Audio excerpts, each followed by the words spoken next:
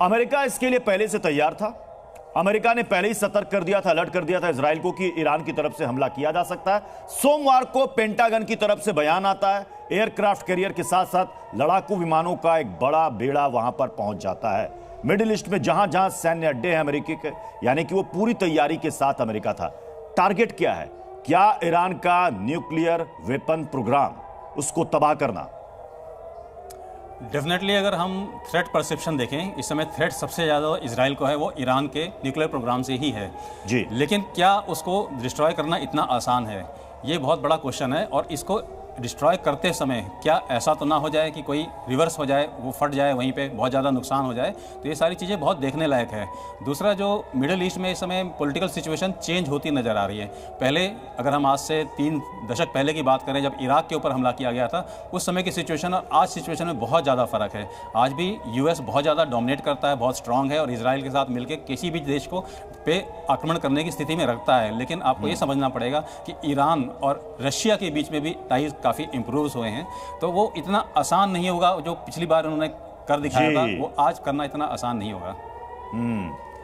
Prabhudayal sir, ईरानी राजदूत का एक बयान सामने आया इस हमले के बाद, जिसमें उन्होंने कहा कि भारत की भूमिका मिडिल ईस्ट में बहुत इंपॉर्टेंट है। इजराइल को भारत समझा सकता है, शांति की दिशा में भारत इसमें बड़ी पहल कर सकता है। भारत के रोल को कैसे आप देखेंगे? देखिए, भारत तो हमेशा से ये कहता आया है कि ये समय युद्ध का नहीं है, ये युद्ध का नहीं है, ये डायलॉग और डिप्लोमेसी की जरूरत है। हमारे प्रधानमंत्री मोदी जी ने बार बार इस बात पर जोर दिया। अब मुश्किल ये है कि जो दोनों साइड्स हैं, इजराइल और ईरान, वो ऐसे कदम उठा रही हैं जिससे युद्ध आगे बढ़ता जाए। वो खुद ऐसा कुछ नहीं करने को तैयार है जिससे लगे कि वो डायलॉग और डिप्लोमेसी का रास्ता अपनाने के लिए तैयार है। देखिए, मैं यूनाइटेड स्टेट्स में पोस्टेड रह चुका हूं, ईरान में भी 3 साल पोस्टेड रह चुका हूं। दोनों कंट्रीज में एक दूसरे के लिए बहुत अविश्वास, बहुत डिस्ट्रस्ट है। ईरान में तो बार बार ये नारे सुनाई पड़ते हैं, death to America, death to Israel. America भी जानता है कि इजराइल की ईरान जो है उसकी पॉलिसी उसके प्रति अच्छी नहीं है। अब आज के हालात में क्या है, ईरान टफ दिखने की कोशिश कर रहा है, लेकिन वो एक ज्यादा बड़ा युद्ध नहीं छेड़ना चाहेगा, क्योंकि ईरान जानता है कि इजराइल की ताकत उससे ज्यादा, और साथ साथ अमेरिका भी पूरी तरह से इजराइल के साथ। बाइडेन एडमिनिस्ट्रेशन ने पूरी तरह साफ तौर पे ये कहा है कि वो इजराइल को पूरा सपोर्ट देगा, इसलिए ये नहीं लगता कि यूएस किसी तरह से रोकने की कोशिश करेगा। सुधीर सर, दुनिया की जो टेंशन है और भारत की भी जो चिंता है कि क्या इस जंग के एस्केलेट होने के बाद इंटरनेशनल क्रूड ऑयल के दाम बढ़ेंगे क्या, और इससे अर्थव्यवस्था में कोई अंतर फर्क आएगा क्या? क्योंकि सबको पता है कि कच्चा तेल कहां से आता है और कैसे आता है। अभी 5% बढ़ गई है तेल की कीमत जी, जो हुआ है पिछले 2-4 दिनों में। उसके बाद नतीजा तो तुरंत आ गया है इसका। तो ब्रेंट ऑयल वगैरह सब तो बढ़ जाएंगे। और वैसे भी कई देश वहाँ के जो है, ईरान सैंक्शन में है और बाकी भी दूसरे देशों के ऑयल सप्लाईज में भी प्रॉब्लम है आजकल, तो इसलिए जरूर हो जाएगा। मगर जैसे आपने पूछा कि भारत की भूमिका इसमें क्या है, तो मैं इसके बारे में कुछ कहना चाहूँगा कि देखिए, भारत के लिए तो बहुत चिंता का विषय है। भारत के करीब 8 मिलियन डायस्पोरा मिडिल ईस्ट में है। भारत कई देशों से तेल खरीदता है, और अभी जो हमारा आईमेक कॉरिडोर की हम बात कर रहे थे, बहुत बड़ा जो प्रोजेक्ट जो था मिडिल ईस्ट के लिए भी, उसकी बहुत मदद होने वाली थी, वो भी खतरे में है। तो भारत के लिए तो ऐसी ये लड़ाई आगे बढ़ना बहुत चिंता की बात है। और इसी सिलसिले में प्रधानमंत्री ने इजराइल के प्रधानमंत्री से 2 दिन पहले जो बात की, उसका जिक्र करना बहुत आवश्यक है। उन्होंने तो कहा कि जैसे हम आतंकवाद के बारे में तो इजराइल के साथ साथ हैं हम, मगर इजराइल ने जो लड़ाई बढ़ा दी है उसके बारे में हम सोचते हैं कि लड़ाई जितनी जल्दी खत्म हो जाए, कुछ सीज फायर हो जाए और जो हॉस्टेजेस वहाँ वो उनका भी रिलीज होना चाहिए। प्रधानमंत्री ने पैलेस्टीन के प्रेसिडेंट अब्बास के साथ भी बात की है वहाँ न्यूयॉर्क में जब थे वो, तो उनके साथ भी अपनी चिंता में भारत अपनी तरफ से कोशिश तो कर ही रहा है सर कि इस रीजन में दोनों देशों में जो शांति बनी रहे। लेकिन इस बीच बड़ी खबर यह है कि ईरान के लोगों में डर का माहौल है। इजरायली हमले से ईरानी लोग डरे हुए हैं। गैस रिफिलिंग स्टेशंस पर भारी भीड़ देखने को मिल रही है। तस्वीरें देखिए आप, सैकड़ों की संख्या में गाड़ियां खड़ी हैं। सब चाहते हैं कि जल्द से जल्द वो अपनी गाड़ियों में फ्यूल फुल कर ले। ये देखिए तस्वीरें, ये ईरान की तस्वीर है, क्योंकि इजराइल ने साफ साफ कह दिया है कि बस कुछ घंटों का इंतजार, उसके बाद ईरान को करारा जवाब मिलेगा। और ये ईरान की तस्वीर आप देखिए, वहां पर जितने भी गैस रिफिलिंग सेंटर्स हैं वहां पर गाड़ियों की लंबी लंबी कतार यहां पर देखने को मिल रही है। और ये देखिए तस्वीरें हम आपको दिखा रहे हैं। ये ईरान की तरफ से जो ये मिसाइल अटैक हुआ, इजराइल पर ये दावा है ईरान का कि ये बड़ा अटैक हुआ है और इजराइल ने कह दिया है कि वो इसका बड़ा बदला लेगा और कुछ ही घंटों में लेगा। कल ही हमने बयान ये सुना था। अगले 24 घंटे इस रीजन में बहुत भारी हैं। अब सवाल है कि क्या ईरान पर बहुत बड़ा हमला करने की तैयारी में है क्या इजराइल। और ये देखिए तस्वीरों में आपको दिखा रहे हैं कि जो ईरान की तरफ से लगभग 250 के आसपास जो मिसाइल दागे गए हैं वो कितनी गति के साथ यहां पर पहुंचे। और इसमें ईरान का दावा है कि इसमें हाइपरसोनिक फतह 2 मिसाइल का भी इस्तेमाल किया गया है, जो 12 मिनट से भी कम समय में ईरान से इजराइल तक वो जाकर गिर सकता है। और उसका यह भी कहना है, कल ही यह बयान आया था, 80% टारगेट सटीक बैठता है। और इस आधार पर ईरान कह रहा है कि इजराइल को बहुत नुकसान पहुंचा है, लेकिन इजराइल की तरफ से यह बताया नहीं जा रहा है। मैं शरदेंदु सर, मैं आपके पास आ रहा हूं। अब सवाल यह है कि अगर ईरान पर अटैक इजराइल करता है तो इसमें बाकी वर्ल्ड प्लेयर्स की क्या भूमिका होगी, रूस की क्या भूमिका होगी, चीन की क्या भूमिका होगी। देखिए, जिस तरीके से इजराइल का माइंडसेट जो है वो ये तो बिल्कुल गारंटी करता है कि विद इन 24 to 40 आवर्स और may be extended to 72 hours के अंदर जरूर रिटेलिएशन आएगा और ईरान को इसके लिए तैयार रहना चाहिए। और टेक्नोलॉजी जो बोलती है वो इजराइल एक रिजल्ट के लिए जाएगा और उनके ऐसे सिविलियन टारगेट को या ऑयल फील्ड को या सिविलियन मिलिट्री हेडक्वार्टर्स को टारगेट करेगा जिससे वहाँ बर्बादी मचे, क्योंकि अब उसको जवाब देना। और अगर आप हिस्ट्री में जाके देखेंगे तो एक इनटॉलरेंट स्टेट रहा, उसने टेररिज्म नहीं टॉलरेट किया, वो अपने एनिमीज को नहीं टॉलरेट करता और एक डिजाइन के साथ वो ऑपरेशन लॉन्च करता है। तो लिहाजा इजराइल का रिएक्शन आना तय है। जिस तरीके से अमेरिका ने अनवेवरिंग सपोर्ट दिया है उसी तरह के से देखिए पुतिन साहब का भी स्टेटमेंट आया, उन्होंने अमेरिका को इसमें क्रिटिसाइज किया। उनकी देखिए एनिमिटी और उनका जो काउंटर पार्ट है वो अमेरिका, वो कहते हैं कि अमेरिका ने पूरे मिडिल ईस्ट में एक कंफ्यूजन कर रखा है, ये जो लड़ाइयां बढ़ रही हैं इसके लिए अमेरिका डायरेक्टली जिम्मेदार है। तो इस तरीके का जब पुतिन साहब का स्टेटमेंट आता है तो डेफिनेटली वो ईरान के साथ खड़े हैं। ईरान का सबसे बड़ा जो स्ट्रेंथ है वो उनके रॉकेट और मिसाइल और तमाम तरीके के इस तरीके के आर्सेनल में है। और उसके पीछे चाइना खड़ा है, उसके पीछे रशिया खड़ा हुआ है। इस दम पे ईरान ने इतना बड़ा जोखिम उठाया है और उसको कहीं ना कहीं अपनी क्रेडिबिलिटी भी लग रहा था, अपने नागरिकों को जवाब देना था। और कहीं ना कहीं पूरा विश्व ईरान को एक कमजोर नेशन समझ रहा था क्योंकि उसका जवाब नहीं आ रहा था नसरुल्लाह के मरने के बाद। तो एक तरीके से वर्ल्ड देखिए दो भागों में बटा हुआ दिख रहा है। देवनाथ सर, यानी कि एक और बड़ा वॉर फ्रंट खुल चुका है। रूस यूक्रेन युद्ध हम देख रहे हैं, अब इजराइल और ईरान, जिसमें अब अमेरिका के साथ साथ अब रूस की भी एंट्री होगी। जी हाँ, रूस फिलहाल तो अपने ही युद्ध में यूक्रेन के साथ व्यस्त है।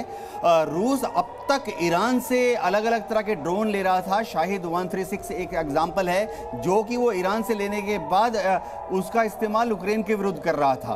तो रूस क्या फिलहाल ईरान को किस तरह की सपोर्ट देगा? मेरा अंदाजा ये है कि ये सपोर्ट जो है डिप्लोमेटिक और पॉलिटिकल सपोर्ट होगी, कुछ हद तक फाइनेंशियल या टेक्निकल सपोर्ट होगी, लेकिन रूस शायद ईरान को कोई भारी भरकम हथियार नहीं दे पाएगा। हाँ, रूस ने ईरान के एयर डिफेंस के लिए S-300 और S-400 सिस्टम मुहैया करा रखे हैं। देखना यह होगा कि जब इजराइल की एयरफोर्स आज अभी से 48 या 72 घंटे में ईरान के ऊपर हमला करती है तो ये रूस द्वारा सप्लाई किए गए S-300 और S-400 इजराइल की एयरफोर्स के जहाजों को शूट डाउन करने में कितना कामयाब होंगे। चीन जो है बहुत दूर है जियोग्राफिकली, चीन जो है फिलहाल नहीं चाहेगा कि किसी तरह अनुराग सर, तो क्या पुतिन जो हैं उनका एक ही ध्येय है फिलहाल, वो ये है कि यूक्रेन को इस युद्ध में हराना। और रूस के पास शायद अपने जो एसेट्स हैं, अपने जो वेपन सिस्टम्स हैं वो थोड़ा सा कम पड़ रहे हैं। हमने जो देखा है कि वो ज्यादा बड़ा ऑफेंसिव लॉन्च नहीं कर रहे, निहायत ईस्टर्न डोनबास में ही कन्फाइन होकर रह गए हैं। ऐसी हालत में क्या रूस अपने artillery shell, air defence missile system और सबसे बड़ी बात रूस के पास भी काफी tactical surface to surface air missile systems हैं, क्या वो ईरान को देगा? आकलन मिलिट्री स्ट्रेटेजिस्ट का ऐसा है कि शायद नहीं। तो फिलहाल ईरान को ये युद्ध देखना होगा कि रूस किस हद तक जाकर के ईरान का सपोर्ट करेगा। इस बीच कुछ तस्वीरें सामने आई है, वो तस्वीरें भी हम दर्शकों को दिखाते हैं। पहली तस्वीर देखिए, आधी रात को ईरान ने इजराइल पर ताबड़तोड़ हमला किया। ईरान का दावा है कि हमले में इजरायली एयर बेस तबाह हो चुका है। ये पहली तस्वीर आप देख रहे हैं, ये देखिए, ये मिसाइल्स देखिए, हवा में अचानक से रात के वक्त एक साथ कई सारे मिसाइल्स देखे गए। तस्वीर नंबर 2 अब आपको दिखाते हैं। दूसरी तस्वीर दिखाइए, ईरानी अटैक को इजरायली आयरन ड्रोन ने नाकाम कर दिया। आयरन ड्रोन ने कई मिसाइलों को इंटरसेप्ट किया और हवा में ही उसे डिस्ट्रॉय कर दिया। हालांकि इसकी भी अपनी एक कैपेसिटी होती है, अपनी एक क्षमता होती है। अगर बहुत ज्यादा संख्या में अगर मिसाइल आए तो फिर आयरन डोम के लिए भी उनको इंटरसेप्ट करना एक एक मिसाइल को बहुत मुश्किल हो जाता है। तीसरी तस्वीर अब आपको दिखाते हैं। ईरान का बहुत बड़ा दावा, मोसाद के हेडक्वार्टर पर ईरान का जबरदस्त हमला हुआ है। मोसाद हेडक्वार्टर पर मिसाइल गिरा है जिससे वो हेडक्वार्टर तबाह हो गया, ऐसा दावा ईरान की तरफ से किया जा रहा है। जल्दी से लाइए तस्वीर नंबर 4। मिडिल इजराइल में कई इमारतों को नुकसान पहुंचा है। इजराइल के गेडेरा में मौजूद एक स्कूल पर भी मिसाइल गिरी है। स्कूल में हमले के बाद का वीडियो भी सामने आया। ये देखिए, उस इमारत को जिसे बताया जा रहा है कि यहां पर स्कूल चलता था, उसको कैसा नुकसान पहुंचा है। तस्वीर नंबर 5 भी आपको दिखाते हैं। ईरान ने इजराइल पर हाइपरसोनिक मिसाइलें भी दागी हैं। लॉन्च से कुछ देर पहले मिसाइल की तैनाती यहां पर की गई थी और ये ईरान ने दावा किया है कि उसने हाइपरसोनिक मिसाइल से हमला किया है। 80% टारगेट को अचीव करती है ये मिसाइल। तस्वीर नंबर 6 जल्दी से दिखाइए। पूरे इजराइल में लगातार सायरन बज रहा है। ईरान ने 181 मिसाइलें दागी हैं। हालांकि कई मिसाइलों को हवा में ही ध्वस्त करने का दावा इजराइल की तरफ से किया गया है। अब तस्वीर नंबर 7 देखिए, पूरे इजराइल में अलर्ट जारी कर दिया गया है। इजरायली सेना ने ईरान को चेतावनी भी दी है, यानी कि साफ साफ कह दिया गया है कि अब आप अगले हमले के लिए तैयार रहो। अगली तस्वीर आपको दिखाते हैं। ईरानी हमले में तेल अवीव में 2 लोग घायल हुए हैं। इजराइल का दावा है कि 181 मिसाइल दागे गए थे, लेकिन सिर्फ एक की मौत हुई है, वो भी फिलिस्तीनी है। इजरायली टैंकों को भी निशाना बनाने की कोशिश की गई है। 9वीं तस्वीर आपको दिखाते हैं। बेरूत में इजराइल का हमला लगातार जारी है। इजरायली डिफेंस फोर्स ने 15 मिनट में 6 मिसाइलें यहां पर दागी हैं। तो लेबनान में इजराइल की ये स्ट्राइक लगातार जारी है। तस्वीर भी आपको दिखाते हैं। बेरूत में इजराइल का हमला जो चल रहा है, कई इलाकों में इजराइल ने यहां पर रॉकेट दागे हैं। ये धमाकों की आवाज आप सुन सकते हैं। ये बेरूत में इजरायली हमले की तस्वीर।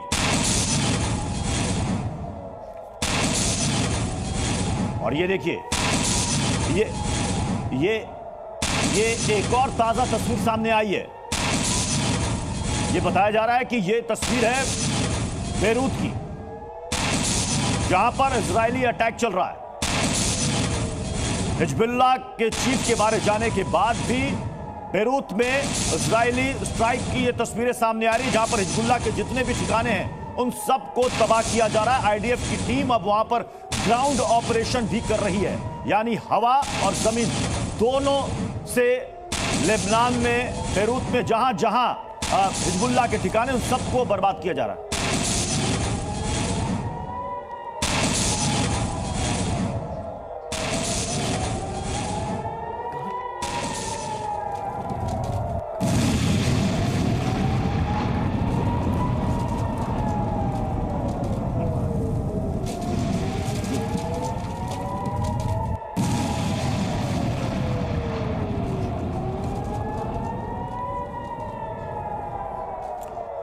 तो ये तमाम तस्वीरें आपने देखी।